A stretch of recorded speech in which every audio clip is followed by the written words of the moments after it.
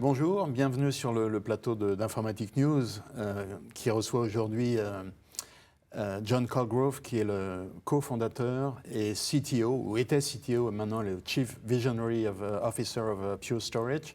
Et en fait, le plateau d'Informatic News s'est déplacé au Palais des Congrès à Issy-les-Moulineaux, où vous avez votre conférence européenne qui par Londres, Paris, Munich. Donc c'est un tour Accelerate EMEA à Paris. Donc merci pour passer un peu de temps avec nous. John Colgrove, good morning. It's early in the morning for you. So you came here and with a major announcement, but let's start a little bit, if you want, with the beginning of the company. Based on three pillars, if I can say. The first one, the choice of SSD. And this was 14 years ago, so it could be a good idea, but it was not obvious. Then the idea to prolong, extended the life cycle of the storage, because that's what an issue for you. And the third one was the evergreen model. That's what the second one. And the third one, that's the easy to use, because you always compare personal tech versus enterprise tech, which is very complicated. Could you elaborate a little bit on these three things? Sure. I'm actually going to start with the last one first because it's the simplest one to talk about. So, think about it, for example, when you go home tonight and you walk into a room, you're just going to flip on the light switch. It's simple. You didn't need to be trained in it. It will do exactly what you expect. It will turn on the lights. Right? That's the essence of perfect technology. It does what you expect all the time. And so that's what we set out to build with our product. Thus, we try to make it extremely consistent. We try to make it intuitively obvious. It means you have to make things automatic. So, for example, my children both learned to drive a car recently. And in my car that they learned, the headlights were automatic. So during the day, they'd be on with daytime running lights.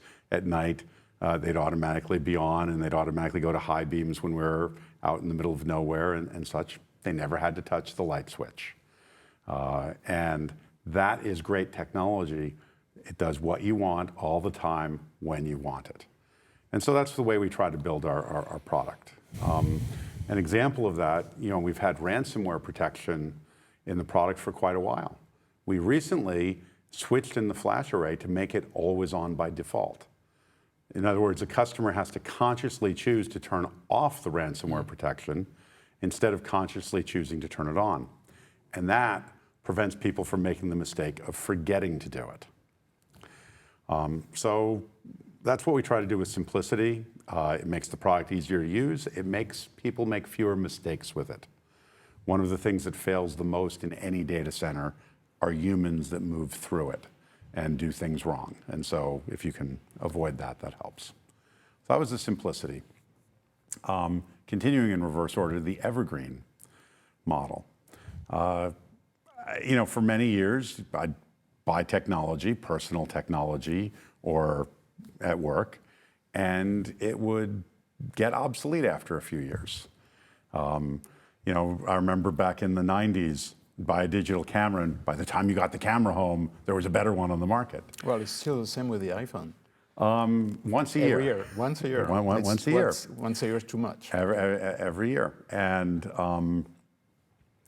that march forward is, it creates a lot of e-waste, and people lose out on things. So we tried to build our product from the beginning with an evergreen mindset. And the idea of evergreen is pretty simple. If I sell you a product today, I would like you running that same product in 20 years. In all that time, never ask you to take downtime, never ask you to do anything more complicated than plug and play swaps to newer, better hardware, push button upgrades to newer, better software, and the product gets better and better and better over time. As one example of that, we have one of the very first arrays we ever sold. It's going to be 12 years old soon. It's still working. And it's not only does it still work, the real thing isn't that it's 12 years old, it's that it looks like a brand new array that we would have sold about 6 months ago. It moved from a 300 series, which was our first flash array. It's now on an X50 R3, which was something that we sold up to earlier this year. It moved from the original solid state devices that it had to our direct flash modules. It's 4 or 6 times as big as it was. It has a whole slew of software features, snapshots, active cluster for replication, ransomware protection, etc., that didn't exist when they first bought it. And that customer has never had to rebuy. They've never had to migrate their data, and the product has just gotten better and better and better. And since it looks like it's brand new, it's ready for another decade of service.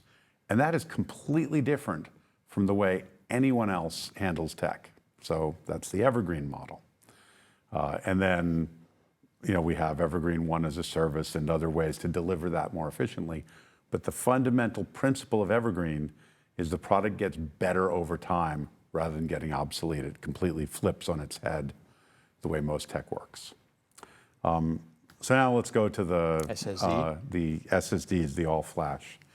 Was it obvious, like 14 years ago, to go that direction? Well, so I thought it was obvious, but there were a whole lot of people back then that told me I was completely nuts.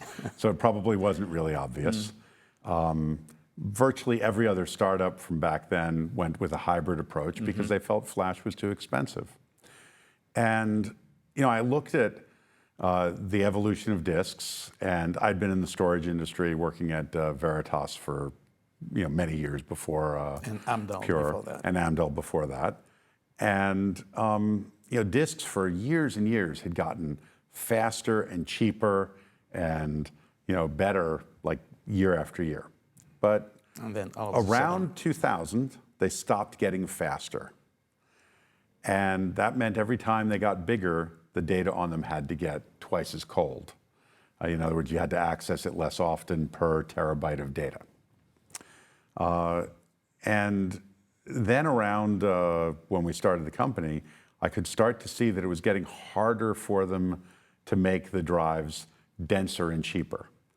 That was starting to slow down. And if you look at an exponential curve, after many years where the disk was improving, say, 30% a year every year, now it's improving 10% a year every year. And there's a big difference between that 30% and 10%, especially when you compound it.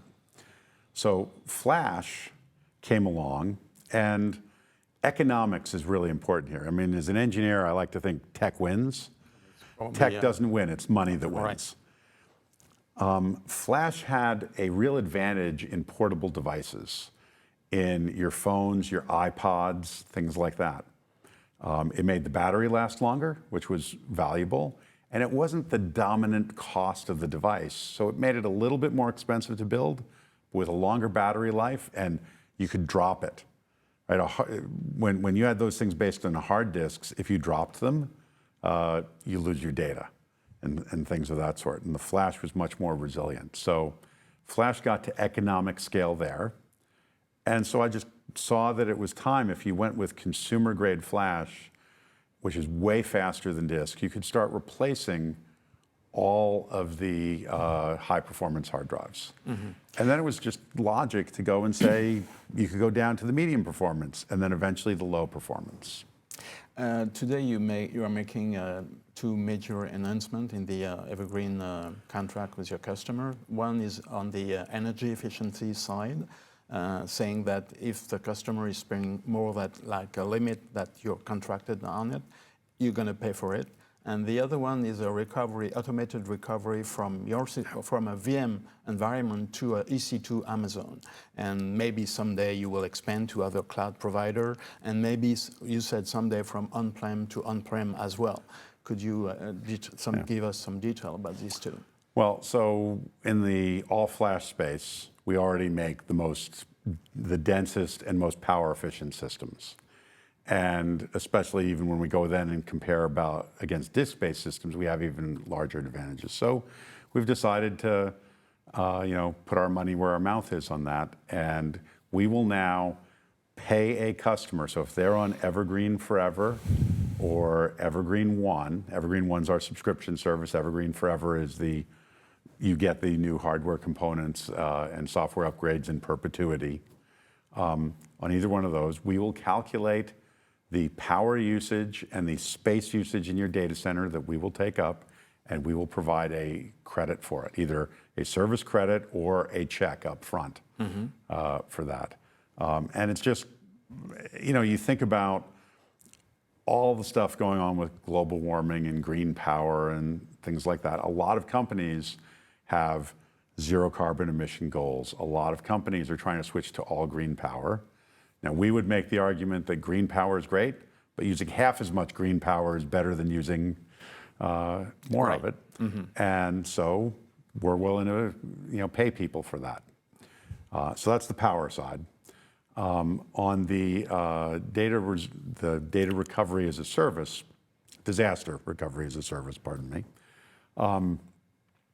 So disaster recovery is a critical thing for any company, hospital, piece of major infrastructure. And it's one of the more neglected areas of IT, partly because it's hard. So, when you do disaster recovery, every time you make a configuration change, you have to go make a corresponding configuration change in your remote data center. And it's kind of like, you always have to keep your house picked up and super neat at home, right? And it's like, some days you get home and, okay, I'm just gonna toss my stuff on the counter here as I walk in the door and I'm too tired and I don't wanna do. You can't ever do that with disaster recovery. You have to keep everything organized, everything ready to go at both data centers. So it's a very hard thing, and that's why a lot of companies fail at it. So with disaster recovery as a service, we're trying to make that every bit as simple and intuitive and easy as we make running our products in the first place. The idea here is, with this first instance, you can run in the cloud. The first cloud we've done is Amazon. We will do others. So you have your virtual machines on premise. We will do disaster recovery to the cloud, where we convert the virtual machines to run on native EC2 instances.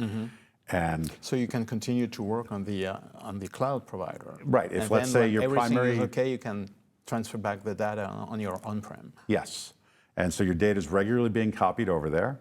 Let's say your primary data center loses power and it's not going to come back for hours. You can fail over and run in the cloud. You do your modifications there. You continue your whatever application. When your primary data center comes back, you can migrate the changes back over there while you continue to run in the cloud data center, and then you just fail back over. So as you know, Amazon is an American company. Then I'm sure you're thinking of Microsoft and Google Cloud. All these are American companies, and the French and even the European companies are well aware about, concerned about the way the idea of transferring their data to sovereign cloud provider. Do you have any contact with a French or European cloud provider? So we're looking at a bunch of alternative environments, not specifically yet down to that point, because these major cloud providers do have data centers and availability zones and things where they will guarantee to keep it here in Europe. That doesn't mean everybody will trust them to adhere to that, but that will be the first thing we do, and then we'll continue to expand to other environments. We believe that people should be able to choose the environments that are best for them, and so we do want to expand to more and more and more. But yes, we will have started with Amazon because that was the quickest for our first go-to-market. We will expand to other major clouds, and then we'll expand to other different cloud environments and on-premise. Okay, so we'll be able to go from vCenter to vCenter. You'll be able to move your virtual machines to. And to be sure that if you want to use that service to Amazon, you have to be a client of Amazon first. You can't do that not being a client of Amazon and do what you do thing. Right. You would copy that data into your Amazon account, and so again, that's where you can say my Amazon account is resident on only an Amazon zone that is here in France, for example, and. To the extent you trust Amazon to adhere to that, then some organizations will be able to do it. Others will have a higher standard and won't yet. Do you have beta clients for that service? We've been in beta for 6 months or more. And we now have some production customers. Who has done it? Who has a problem and transfers the data? And, well, so far they've tested it. As they tested So it. Okay. another key tenet of disaster recovery is you have to test it. And so that means you want to take some time and say, I'm going to shut down my primary data center and test that I can fail over. We have customers that have tested it. I'm not certain yet whether any production customers had an actual disaster yet. I actually hope not. I mean, okay, well, yeah. Right, it's one of those things. It's like the insurance, you hope you're never going to use Exactly. it. That's for sure. Two more questions. A lot of people said the mainframe is dead, and it's not. They said the tape is dead, and it's not. And they said the disk drive is dead, and it's not. So I'm not going to ask you when the disk drive will totally disappear from the industry, because I think you said in 5 years. But I'm going to ask you, for all when you compare the SSD versus the disk drive, I mean the benefits of the SSD is obvious in many directions. It looks stupid for a company to buy a hard drive today. What do you say to them? So I agree, it's not a smart thing for anyone to do. So, there's reasons why some of these things have stayed.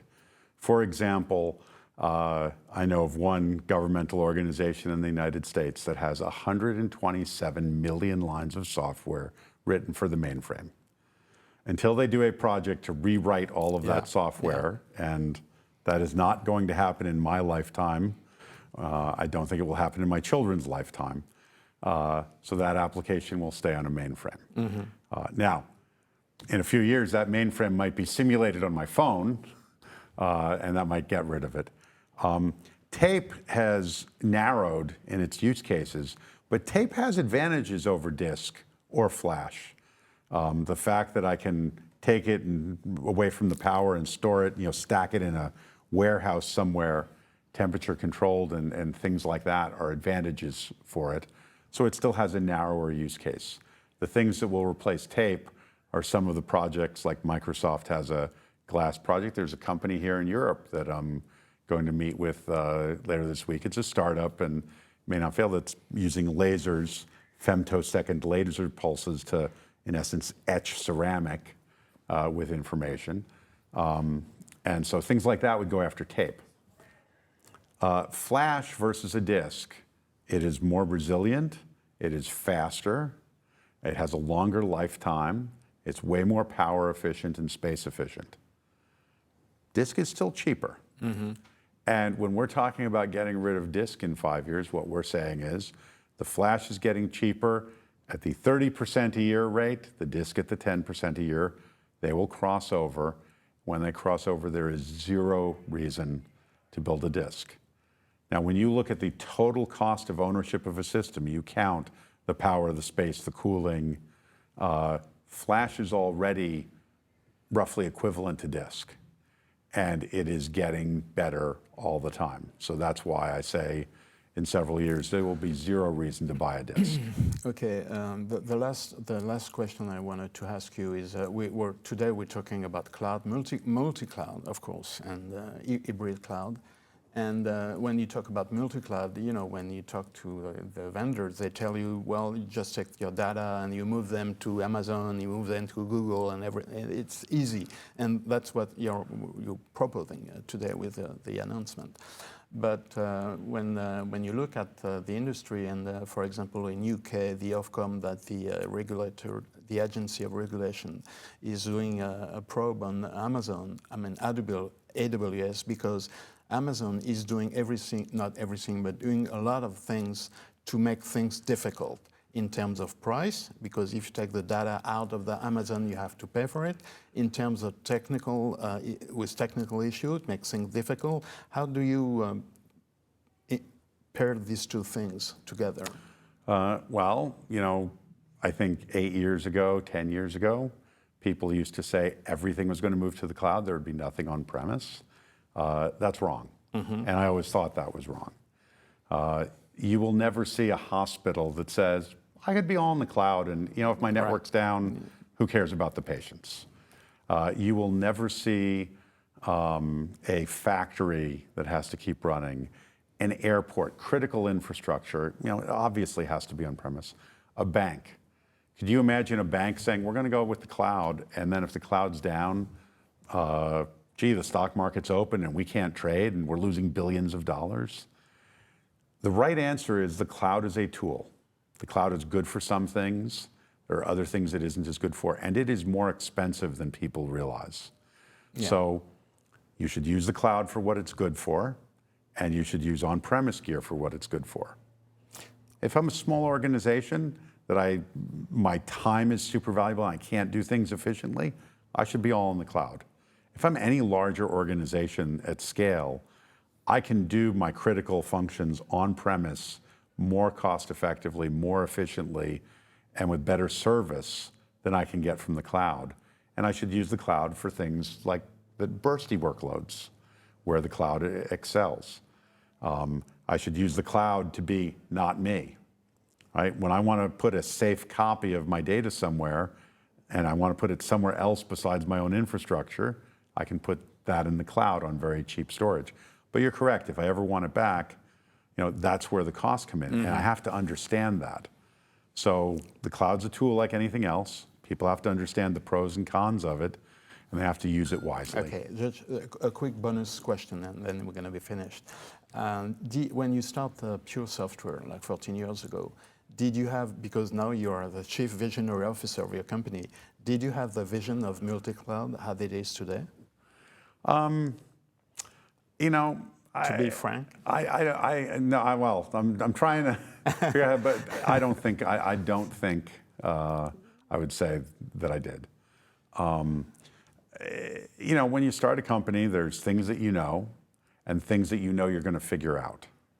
And I'd put that in the you're going to figure it out, right? It's a long journey, and you don't sit there and say like, okay, I'm climbing Mount Everest, I'm going to the top. You say, I'm climbing Mount Everest, okay, here, I'm going from here to there, and I'm going to set up a base camp.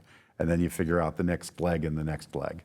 And starting a company is like that. There were things that I knew, and there were things that I knew we'd have to figure out. And I would put the cloud, a lot of the cloud environments, and the way they've evolved in that category of figuring it out. Well, I think we covered a lot today. So, John Colgrove, thank you very much. Thank you.